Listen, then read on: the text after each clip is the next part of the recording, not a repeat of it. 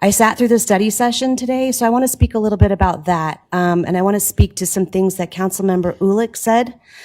I've lived here for 2 decades, and for 2 decades, I've dutifully voted yes on every tax increase. We've been asked to approve taxes for road repair, road maintenance, public safety, parks and connections, more roads. What I've never been asked to pay for is transit. And you brought this up today, Mayor.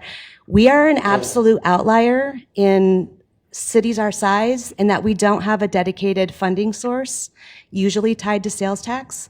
Flagstaff, where I'm from, does. They just voted again last fall to increase their length of time that they pay sales tax to fund their transit system. Phoenix does, of course.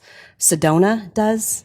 More often than not, when communities are asked to invest in transit, whether they use it or not, they say yes, because it's like libraries, it's like parks, it's like schools. We see the benefit to us, whether we use transit or not. And I want to just acknowledge the complicated issue that this is and honor the experiences of the bus drivers.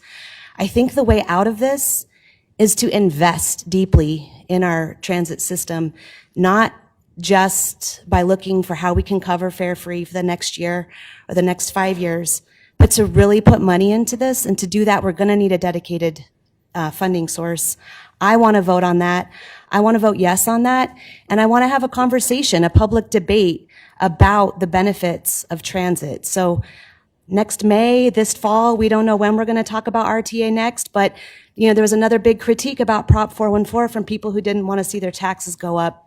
We have a chance with RTA Next to either keep the tax rate the same by voting no on RTA Next and voting instead to replace it with something like a transit dedicated funding source. So let's do that. Thank you.